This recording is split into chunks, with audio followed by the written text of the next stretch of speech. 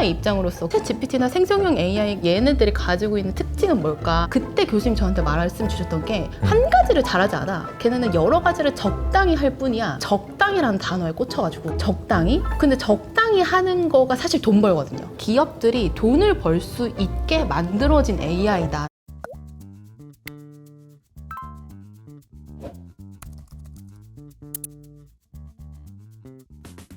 AI 반도체에서 일본이 차지하는 역할이 굉장히 크고 우리나라에서는 맞아요. 뭐 하이닉스, 한미반도체 정도만 얘기를 했었지만 일본에서는 그런 회사들이 굉장히 많아가지고 굉장히 많죠. 그 회사들이 이제 지수를 올린 부분도 분명히 있다. 이거는 좀 점검해 보실 필요가 있는 것 같습니다. 그리고 이제 주제를 조금 바꿔서요. 이제 ETF 그러면은 국가 ETF가 있고요. 그리고 이제 테마형 ETF가 있어요. 그러니까 원래는 이제 우리가 ETF 그러면은 다 패시브인 줄 알아. 근데 지수형 ETF만 있는 게 아니잖아요. 맞아요, 테마형 맞아요. ETF도 있어서 이런 테마, 이런 걸 만들어내는 게 또 이제 그 자산 운용사들의 역할 맞아요. 아니겠습니까? 저의 역할입니다. 빙그레 우유, 뭐 바나나 우유, 흰색 우유 뭐 이런 것처럼 신제품을 어떻게 더 예쁘게 만들어내느냐 이런 거 하고 있는 거 아니겠어요? 맞아요. 원래 바나나 하얗다까지 뭐 그러니까, 그죠? 그렇게 만들고 있습니다. 저희가 하는 역할입니다. 그래서 김수정 연구원님이 가셔가지고 여러 가지 뭐 얘기를 많이 하고 뭐 상품 만들고 하는 것도 있었겠지만 지금까지 했던 것 중에서 제일 기억에 남는 게 있어요? 제 기억에 남는 ETF. 어. 저는 사실 그 회사를 들어갈 때부터 제 최애 ETF는 정해져 있었어요. 뭐예요? 미국 테크 탑 10. 제일 처음에 가자마자 쓴 첫 번째 자료가 미국 테크 탑 10 자료였어요. 제가 그거 참 마음에 드네 이러면서 그놈 참 마음에 드네 이러면서 썼던 첫 번째 자료였고 그때부터 지금까지도 약간 저의 원픽이에요. 솔직하게 말씀을 드리면. 네. 그러니까 그때 그래서 이거 약간 논외인데 2018년인가 19년도에 이제 저랑 그냥 제 친구가 만났는데 자기 퇴직연금 계좌에서 뭐 사야 되냐고. 그래서 제가 미국 테크 탑 10 사라고 했어요. 그때 샀으면 수익률 어마무시해요 지금. 왜냐면 작년에만 80% 올랐거든요. 작년에만 네. 엄청나게 올랐네요. 그리고 올해 네. 또 30% 올랐거든요. 네. 그러니까 그 친구가 2019년도에 투자를 했으니까 걔가 이제 자기 결혼 곧 하는데 너무 고맙다 저한테. 그래서 그래 잘됐다 이렇게 그냥 말하는데 축의금 안 줘도 되냐? 뭐 이러면서 그거를 물어볼 걸 그랬어요. 물어볼 거예요. 아무튼 그런 일화가 있었습니다. 그래서 어쨌든 ETF 시장에 대해서 이제 지수가 아니고 이제 테마형, 섹터 뭐 이런 ETF들도 맞아요. 굉장히 요새 많이 나오고 있는데 연구원님 보시기에 최근에 좀 주목해야 되는 거 이제 미국 테크 탑 10 얘기해 주셨고 또 뭐가 있을까요? 일단 저는 그 선호도를 제가 책에 써놨는데 선호도를 말씀을 드리면 일단 미국 테크 탑 10은 그거 다 얘기하면 책 안 보는 거 아니에요? 그래요? 저는 한 몇 개만 몇 개만 얘기할게요. 다 얘기하지 말고. 알았어요. 네. 일단 저는 미국 반도체 얘기를 가장 첫 챕터로 제가 정했어요. 왜냐하면 관심이 많으시기도 하고 지금 AI를 봤을 때 되게 얘기를 많이 하시고 대표님 생각나시는지 모르겠는데 네. 저한테 AI 대학원가라고 그래서 제가 가서 맞아. 졸업했어요. 올해 2월에. 진짜요? 네. 그래서 제가 뭔가 다르다. 시킨 대로 하는 애는 달라 역시. 그래서 제가 진짜? 그래가지고 AI가 이렇게 회자가 되는데 저는 그때 딱 졸업을 했거든요. 그래서 지금 들어가려면 절대 못 들어갈 것 같고 그때는 그렇게까지 많은 분들이 지원하지 않았어서 제가 이제 갈 수 있었던 제가 거예요. 이런 정도입니다. 제가 이제 미래를 보는 눈이 있어요. 있으세요. 그래서 저를 앉혀놓고 카페에서 수정아 내가 봤을 때는 AI 대학원을 가야 될 것 같아. 막 이러면서 카페에서 계속 막 그렇군요. 네, 진짜 그러셨어요. 그리고 나서 이제 그러고 나니까 반도체가 더 잘 보이겠네. 맞아요. 더 잘 보이고 그 사이클 같은 게 이제 IT 혁명에 따른 반도체 사이클이 더 크게 더 큰 그림에서 보이기 시작하고 뭐 그러는 거죠. 그래서 제가 반도체를 가지고 온 이유는 1990년대부터 IT 혁명, 그 PC, 그 다음에 뭐 스마트폰, 그 다음에 뭐 데이터 센터 이런 일들이 있을 때마다 반도체 출하량이 10배 혹은 그 이상씩 늘어났던 게 있는 거예요. 이제 그 정도의 그림 볼 수 있는 건데 그럼 AI는 어느 정도일까? 이제 가서 교수님한테 물어보고 이제 막 거기서 논의해보고 막 이런 걸로 제가 내린 결론은 10배 혹은 그 이상이다. 최소 10배다. 최소 10배다. 그래서 결국에는 AI 반도체가 좋을 것이고 그럼 그거에 대한 수혜는 미국 반도체가 제일 많이 보지 않을까. 그 다음에 이제 밸류체인이기 때문에 전 세계적으로 밸류체인이 있잖아요. 그렇기 때문에 거기에 포함된 대만, 한국, 일본 이런 것들은 이제 책 보시면 될 것 같고 저는 결국에는 반도체 내용을 가장 첫 번째 다뤘고 미국 반도체를 가장 먼저 말씀드렸던 이유는 AI의 수혜를 가장 먼저 볼 것이고 이미 근데 보고 있는 것 같아요. 맞아요. 제가 GP를 하면서 너무 날아가서 이거 어떡하지? 막 이러면서 네, 근데 앞으로도 많이 남아 있다라고 생각을 하고 지금 시점으로 봤을 때도 그렇게 봐주시면 될 것 같고 그리고 한 가지만 더 말씀을 드리면은 반도체가 하나에 100만 원이라 그러면 그 중에서 30만 원의 가치를 하는 건 시스템 반도체거든요. 그리고 시스템 반도체의 65%는 다 미국이 가지고 있어요. 그래서 여기까지만 말씀드리고 나머지는 책 읽어보세요. 딱 떨어지네요. 그러니까 이제 사실 이런 거예요. 우리가 만약에 반도체를 투자해야 되는데 우리나라 기업에만 투자할 수밖에 없는 그런 상황이라면 뭐 하이닉스가 더 좋아, 삼성전자가 더 좋아를 얘기를 해야 되겠죠. 근데 우리는 그럴 필요가 없잖아. 그럴 필요가 없어요. 미국에 있는 어떤 기업도 어세서블 하거든. 투자가 가능해요. 손만 내밀면 저녁에 이렇게 하면. 그러니까 사실은 이 ETF란 비클이 그러니까 상품이 우리가 얼마나 큰 혜택을 주는 거예요. 이거 없었으면 뭐 해야 될지도 모르겠고 어떻게 해야 될지도 모르겠는데 이 상황을 통해서 이제 투자를 할 수 있으니까 너무 좋은 거죠. 그래서 반도체를 처음에 얘기해 주셨고 한 개만 더 얘기해 주실까요? 한 개만 더 말씀을 드리면은 일단은 AI 제가 대학원을 다녔으니까 그때 챗GPT 딱 나왔을 때 제가 진짜? 교수님 그 토론을 엄청나게 많이 했었어요. 그때 제가 다니고 있을 때였거든요. 그래서 저희 학교에서 막 대토론 막 이러면서 어떻게 저걸 만들었을까 막 이러면서 그런 걸 했었는데 제가 그때 물어봤던 질문이 챗 GPT는 뭐가 많이 다른가요?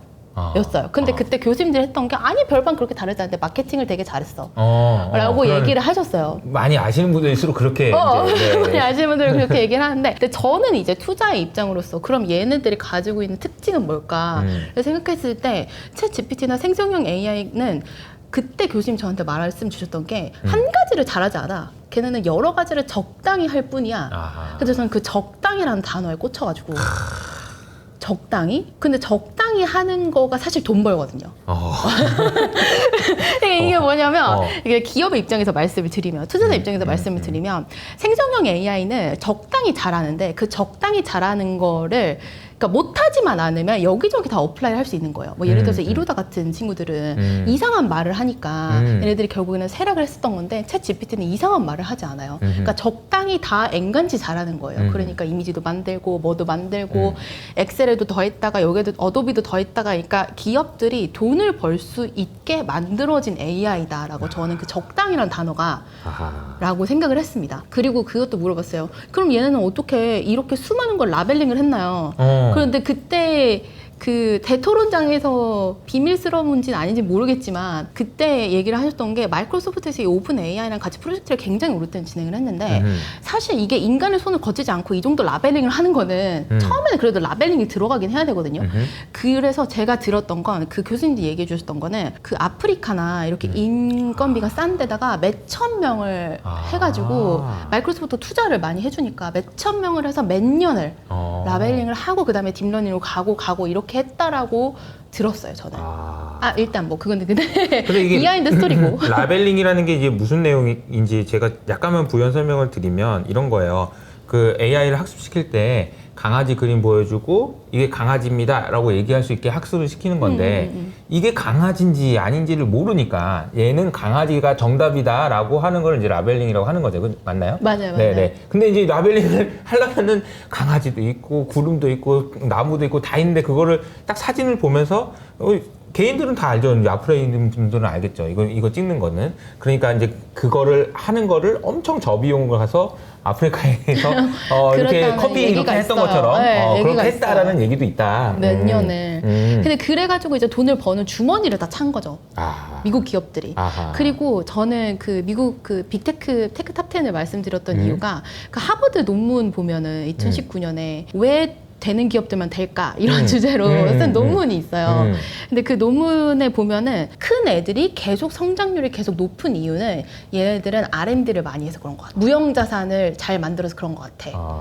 근데 그때 컨셉을 저한테 제일 처음 말씀해 주신 거는 여기 대표님이셨거잖아요. 네. 아니, 그러니까 사실은 그 수정이랑 같이 일하는 동안 내가 내내 무형자산 얘기만 했잖아. 맞아요. 1년 내내 무형자산 얘기만 하고. 그래서 무형자산 그때 얘기만 제가 하고. 찾았던 논문이 그 하버드 논문이었어요. 그러니까 그때 비슷한 근데 그 궤를- 현상이 지금도 여전히 계속되고 있는 여전히 것 같아요. 계속되고 있죠. 금리가 높아지는 과정에서 아닌가 했었는데 계속 가는 것 같아요. 계속. 되고 있죠. 그래서 결국에는 되는 애들이 되고 AI 같은 경우에는 데이터 많은 사람이 그냥 이기는 게임이잖아요. 맞아요. 더더군다나. 네, 데이터 많고 그 다음에 자본 많고 어허. 이런 애들이 이기는 게임인데 위너 텍스 올 시장이지 않을까. AI는 그렇게 전개되지 않을까. 근데 위너 텍스 올이더라고 하더라도 갑자기 혁신적인 기술을 가지고 나오는 친구들이 나올 수 있겠지만 그거는 저희가 지금 당장 찾기는 어려우니 맞아요. 그래서 AI 관련되어 있어서 가장 수혜주들을 모아놓은 ETF는 뭘까라고 저한테 질문을 주신다면 저는 미국 빅테크 ETF를 말씀을 드리고 싶고 그다음에 AI 그 대학원 다니면서 한 가지만 더 말씀을 드리면 그 AI가 겨울봄 가다가 지금 저는 거의 여름으로 왔다라고 생각하거든요. 근데 그 여름에는 이제 기업들이 돈을 벌고 여름에서 겨울로 가진 못해요. 그러니까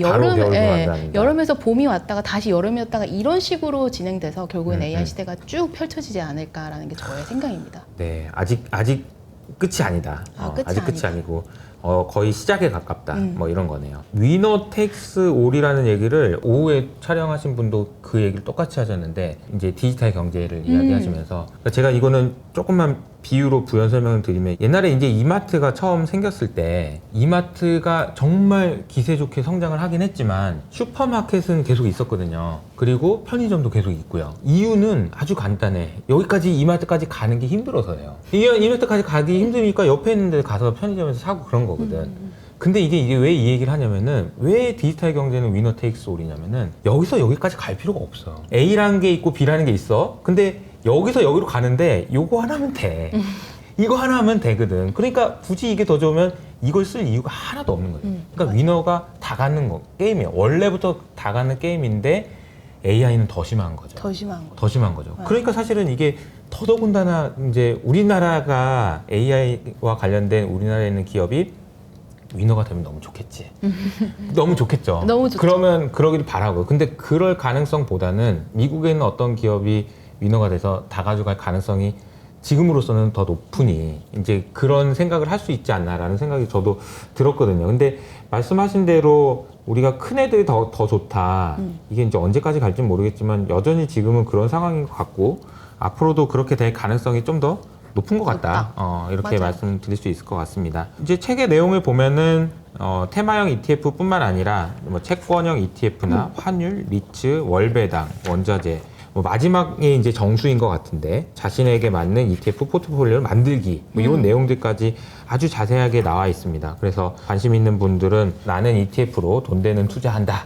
김수정 지음 이 책을 저희 민망한데? 같이 너무 이렇게 민망한데? 했던 너무너무 뿌듯합니다. 여러분 저희 그리고 이런 책을 여러분들한테 소개해 줄 수 있다는 것도 저도 너무 기분이 좋아요. 왜냐면 만약에 이제 그 아무리 같이 일했더라도 책이 이게 별로다 야 이러면은 모르겠는데 너무 좋은 책을 가져오셨고 기쁜 마음으로 여러분들에게 소개하니까 한번 관심 있는 분들 밑에 있는 댓글을 통해서 봐주시면 좋을 것 같고요. 오늘 이제 처음 나왔으니까 다음번에 또 재밌는 얘기 있으면은 또 한번 나오세요. 네, 많이. 재밌는 얘기 네네. 들고 나오겠습니다. 오늘 처음 이제 그 출연하신 소감 한마디 하면서 마무리할까요? 저희 효친님들한테 한 말씀 하시죠. 효친. 네, 효친입니다. 효친.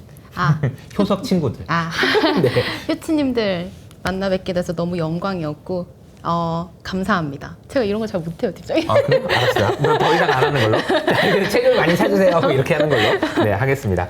자, 그러면 끝까지 시청해 주셔서 감사드리고요. 저희는 다음에 또 인사드리도록 하겠습니다. 감사합니다. 네, 감사합니다.